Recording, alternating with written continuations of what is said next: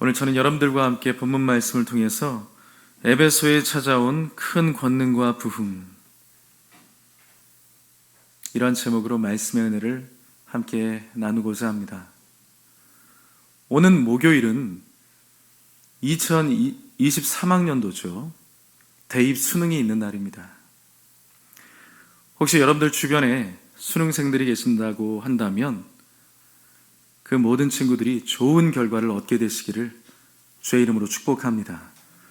혹시 방송을 통해서 예배하시는 분들 가운데 주변에 그런 수험생들이 있다면 좋은 결과를 얻게 되시기를 주의 이름으로 축복합니다.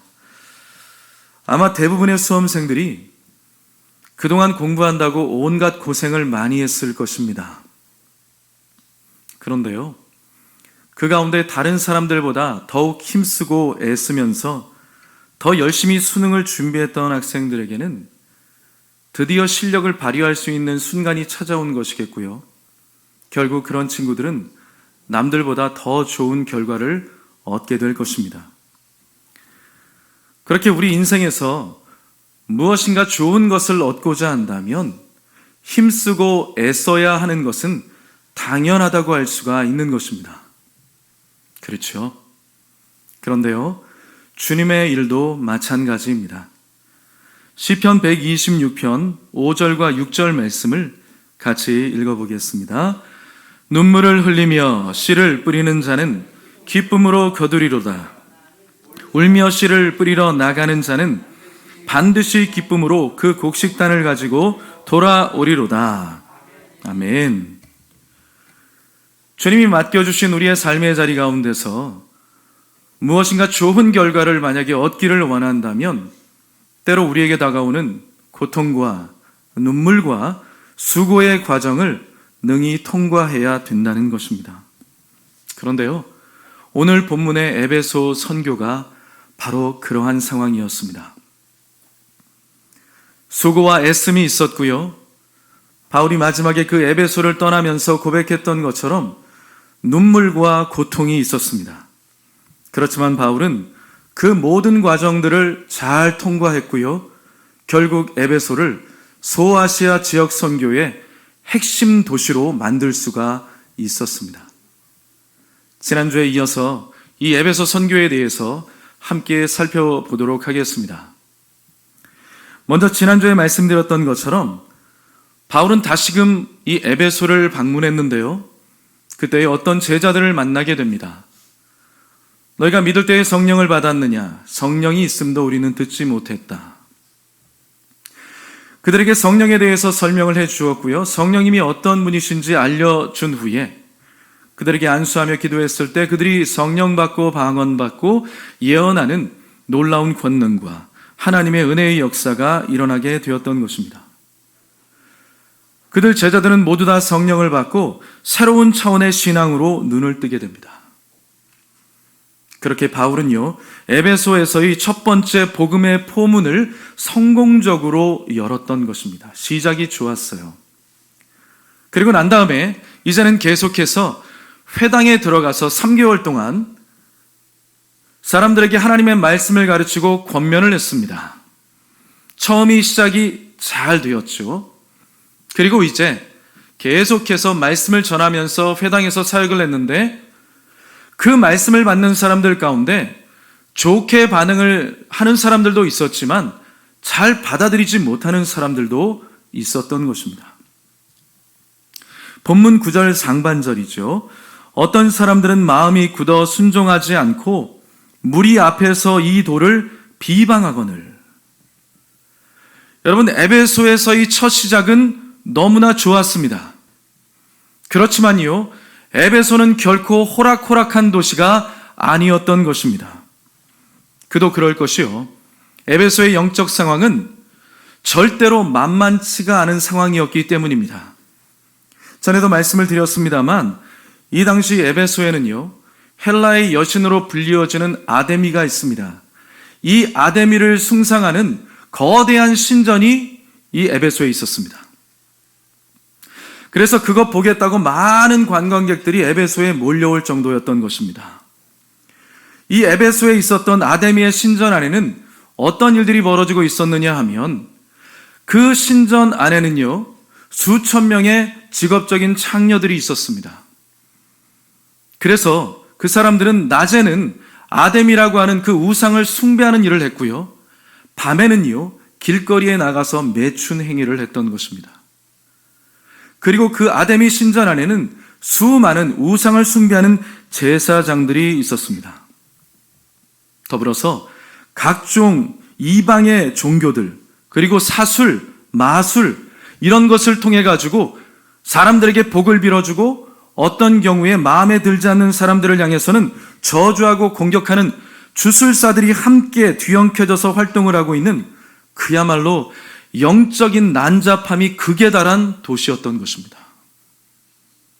그렇지만 바울은요, 이 에베소가 선교 전략적으로 매우 굉장히 중요한 도시이고 가능성이 있다는 것을 알았던 것입니다.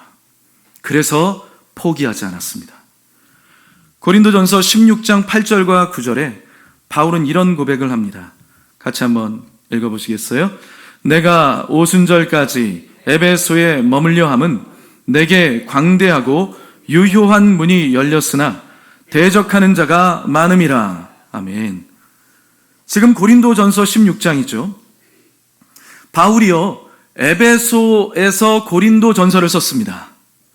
그런데 고린도 교회에다가 에베소에서의 지금 현재의 상황들이 어떠했는지를 고백하고 있는 것입니다.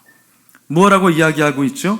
먼저 이야기하기를 대적하는 자가 많다는 것입니다.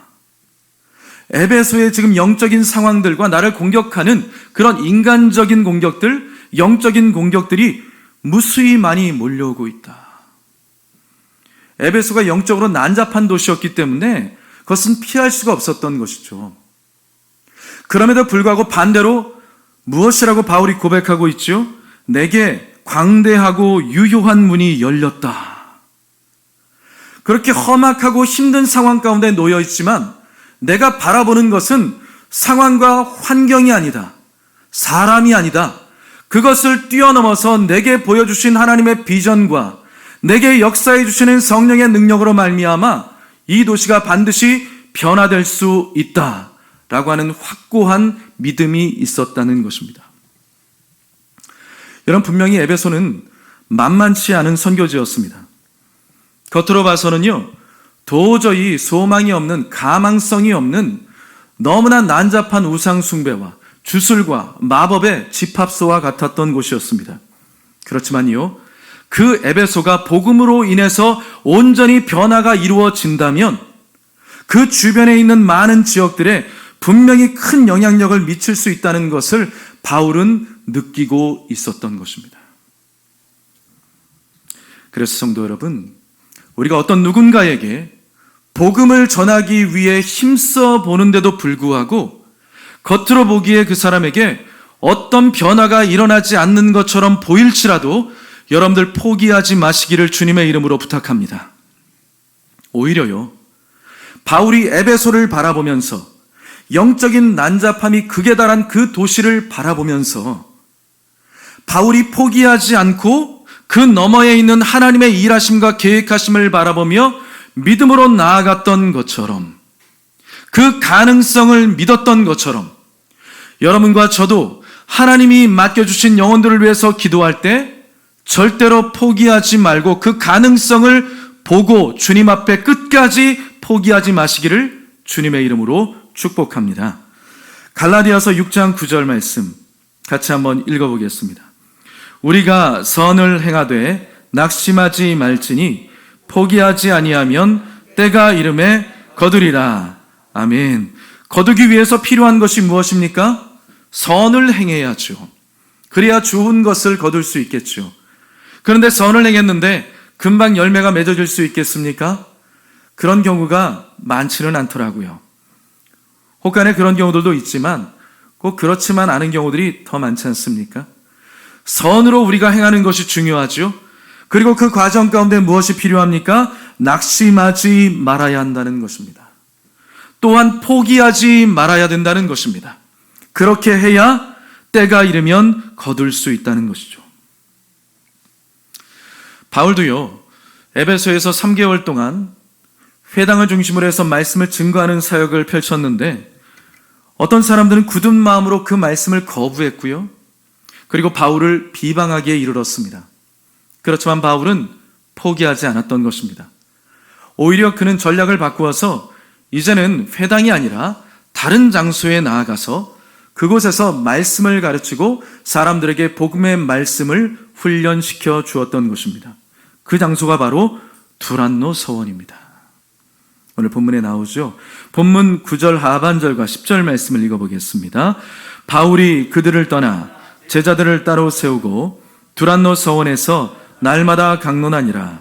2해 동안 이같이 하니 아시아에 사는 자는 유대인이나 헬라인이나 다 주의 말씀을 듣더라. 아멘.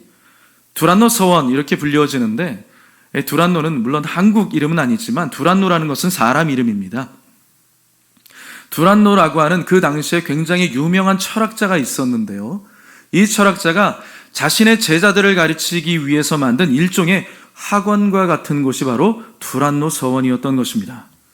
그런데요, 우리가 여기서 한번 생각해 봐야 될 것이 있습니다. 이 당시에 소아시아 지역이잖아요.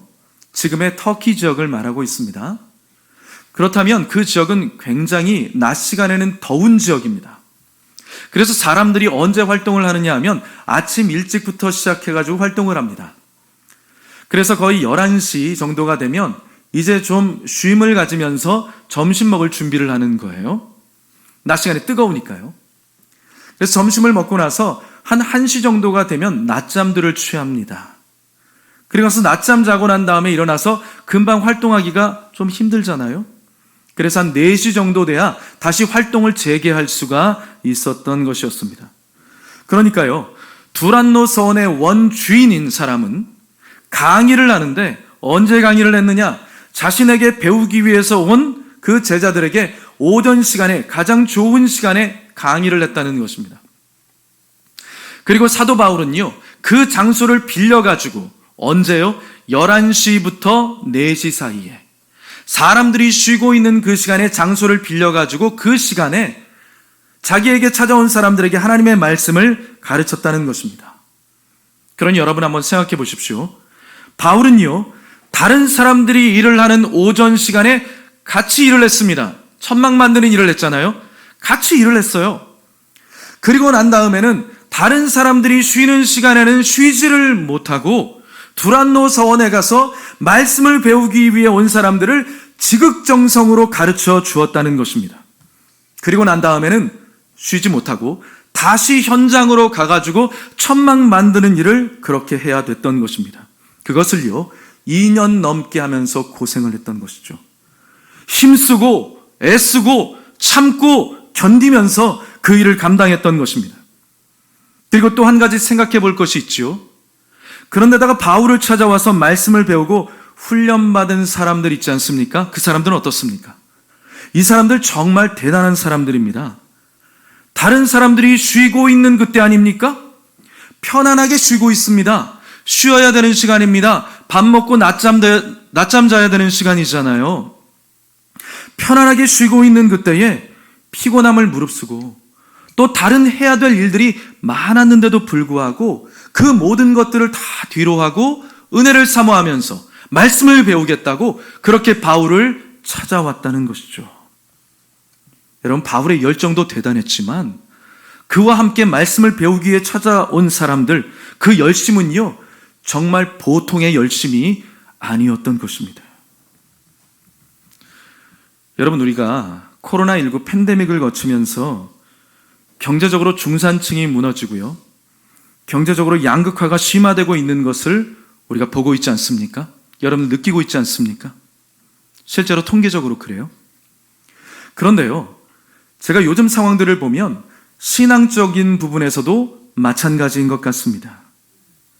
신앙의 양극화가 이루어지는 것을 볼 수가 있어요. 그래서요, 한쪽 편의 사람들은 팬데믹을 거치면서 나의 신앙의 상태를 다시 한번 되돌아보는 그런 기회로 삼아서 하나님 앞에서 바로 서기 위해서 하나님 앞에 은혜를 사모하며 믿음으로 간절히 나아가고 있는 사람들이 많아지는가 하면 반대로요, 어떤 사람들은 팬데믹 상황 속에서 그 추락한 신앙의 상태를 회복하지를 못하고 다시 일어설 생각조차 하지를 못하고 더 심각하게 그럴 필요조차 느끼지 못하고 살아가는 사람들도 점점 많이 늘어나고 있습니다. 그래서요, 그 차이가 점점 더 심화되는 것을 볼 수가 있어요. 은혜를 사모하는 사람들은 더욱 은혜를 사모하면서 우리가 하나님 앞에 마음 놓고 예배하지 못하는 시점이 찾아올 수도 있겠구나. 동성애와 관련된 여러 가지 문제들로 말미암아서 강단에서 하나님의 진리의 말씀이 선포되는 것을 듣지 못하는 경우들이 있을 수 있겠구나.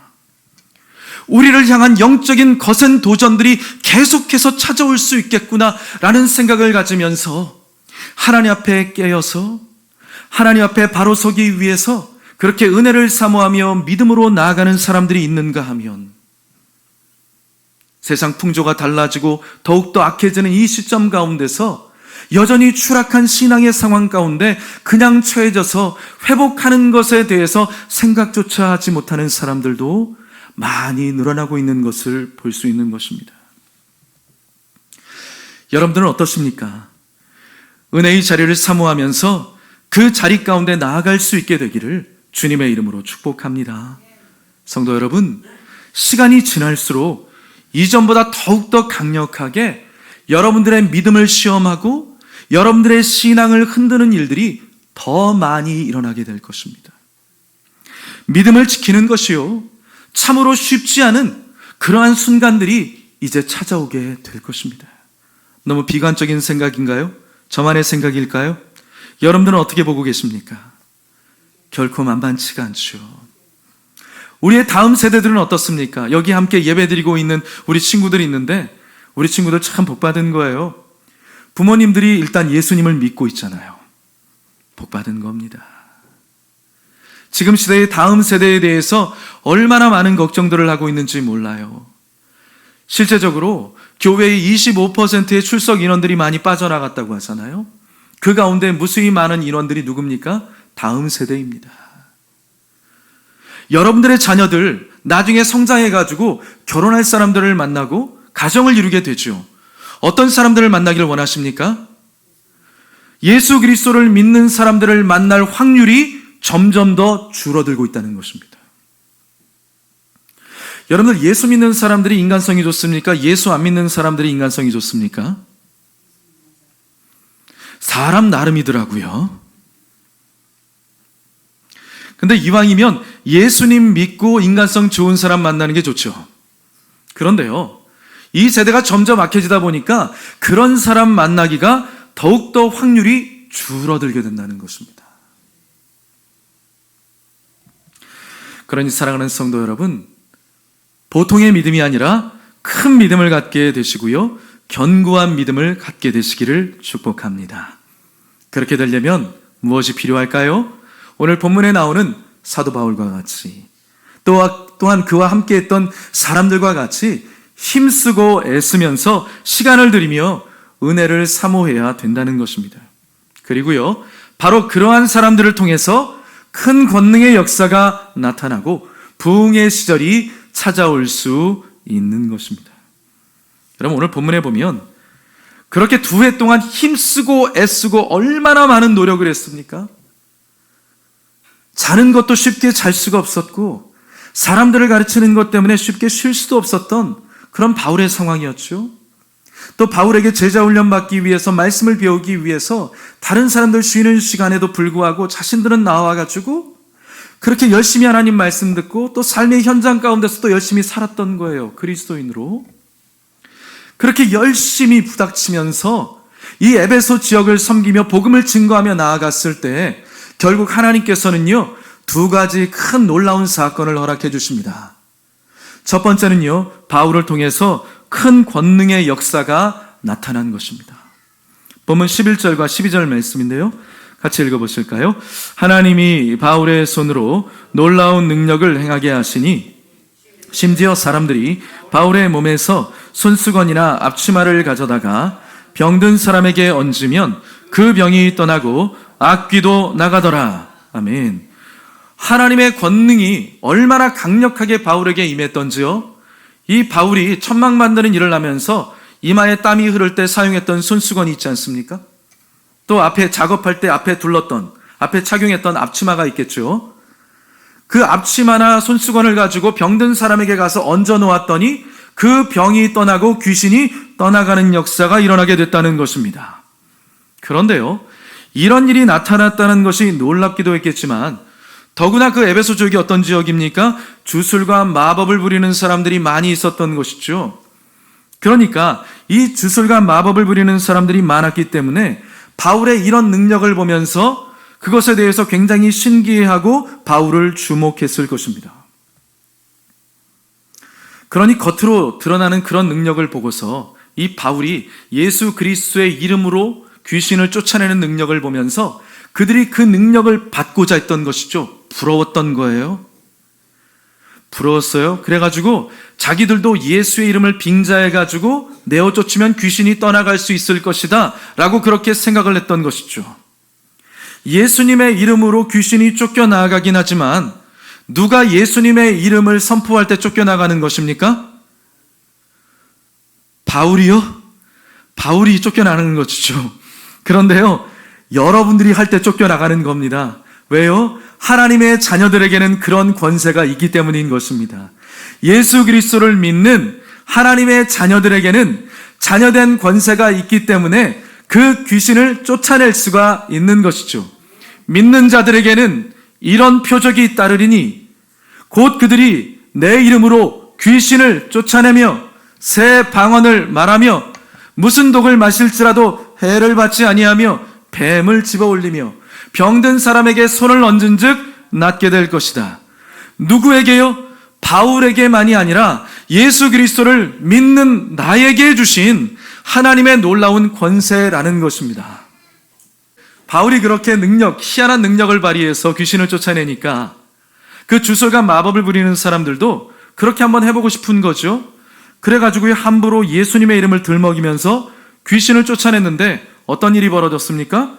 내가 예수 그리스도도 알고 바울도 아는데 너는 뭐냐? 그러면서 그냥 홍구멍이 났죠. 그러고 난 이후에 이 에베소 사람들이요, 바울을 정말 특별한 사람이고 바울이 전하는 예수의 이름이 정말 대단하고 존귀한 이름이라는 사실을 비로소 깨닫게 되었다는 것입니다. 바울의 수고와 헌신과 애씀의 시간들이 결코 헛되지 않았다는 것이죠. 어떤 시점이 딱 오게 되었을 때 하나님이 개입하심으로 말미암아 초자연적인 하나님의 역사가 드러나게 되었고 그 일을 통하여서 주변에 있는 사람들이 인정할 수밖에 없는, 요즘 유행하는 말로 킹정할 수밖에 없는 그런 상황이 벌어진 것입니다. 본문 17절 말씀 같이 한번 읽어보겠습니다. 에베소에 사는 유대인과 헬라인들이 다 이 일을 알고 두려워하며 주 예수의 이름을 높이고 아멘. 에베소에 있었던 그 수많은 신들이 있었는데요, 그 가운데 이제는 예수 그리스도의 이름이 너무나 귀하고 존귀한 이름, 아무나 함부로 부를 수 없는 그런 대단한 이름이라는 것을 사람들이 알 수 있도록 하나님이 보여주신 것입니다.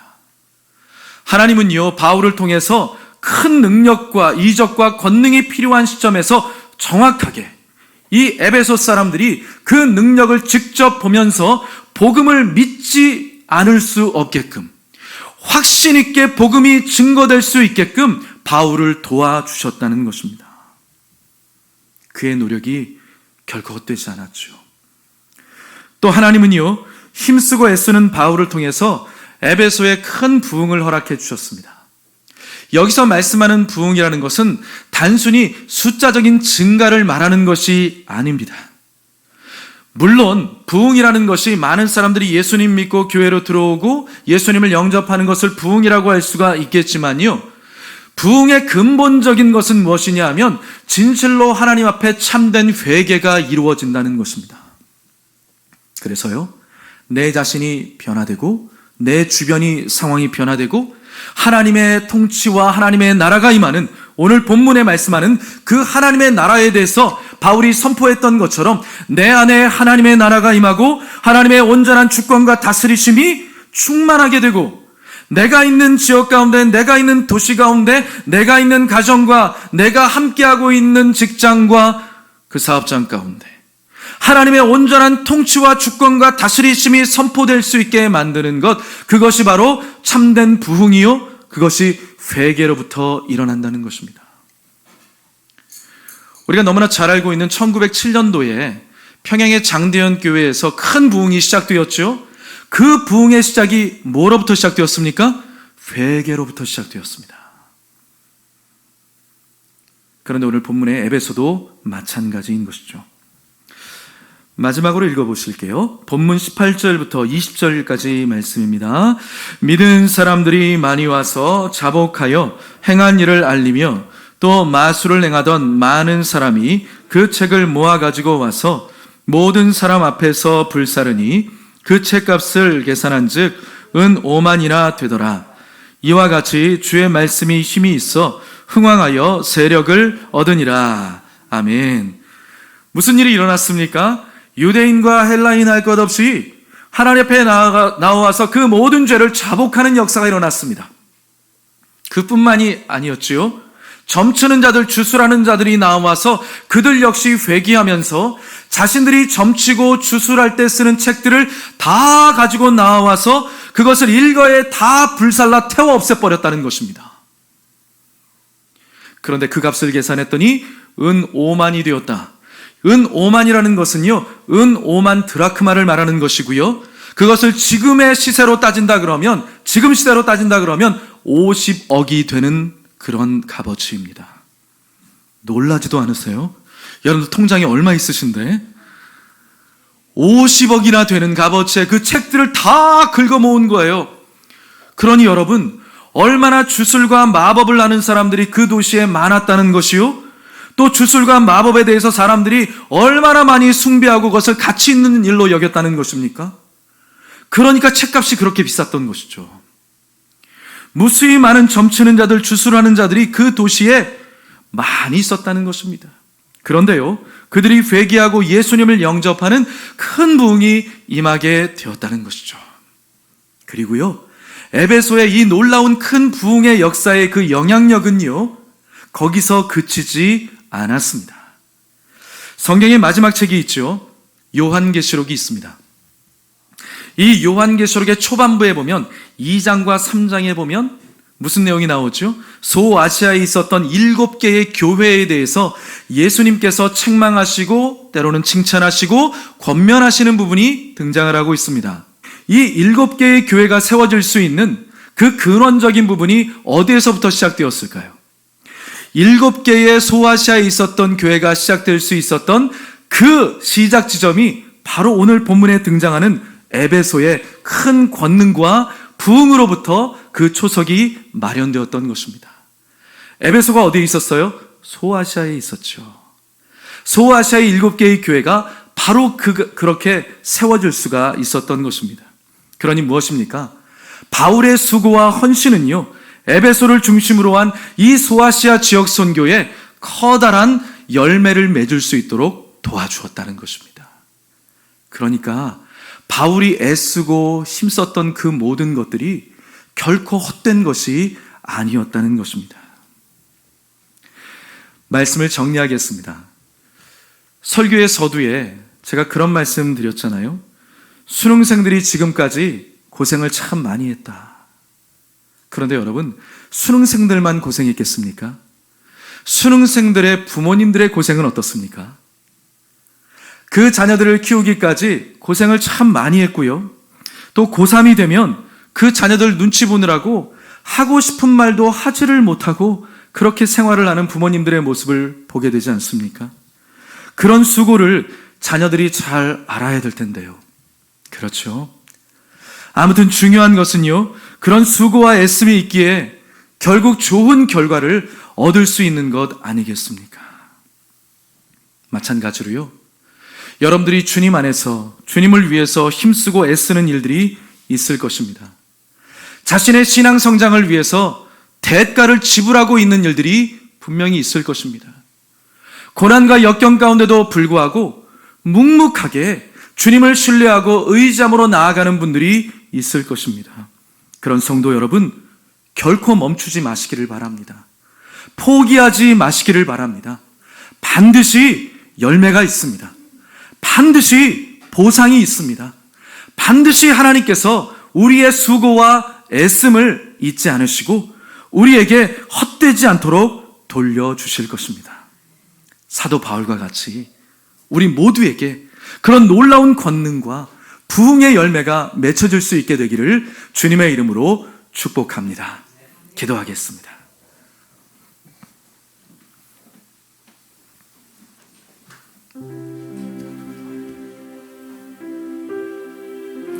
하나님 아버지, 우리의 모든 수고를 아시고 우리의 모든 애씀을 아시며 우리가 힘들고 어려운 고난 가운데도 불구하고 하나님을 의지함으로 믿음으로 살게 하시는 아버지 하나님, 우리가 이 시간에 주 앞에 기도하오니 다시 한번 우리에게 새 힘을 더하여 주시옵소서.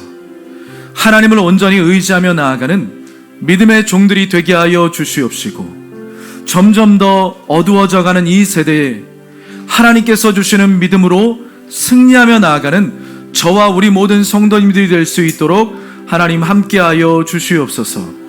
바울의 수고와 애씀과 그 헌신으로 말미암아 에베소 교회가 견고하게 세워지고 그 주변에 7개의 모든 교회가 하나님 앞에서 아름답게 세움받을 수 있었던 것처럼, 하나님, 우리가 그렇게 수고하고 애쓰는 모든 것들을 통하여서 우리 주변의 모든 상황들이 아름다운 열매를 맺을 수 있도록 하나님께서 함께하여 주시옵소서.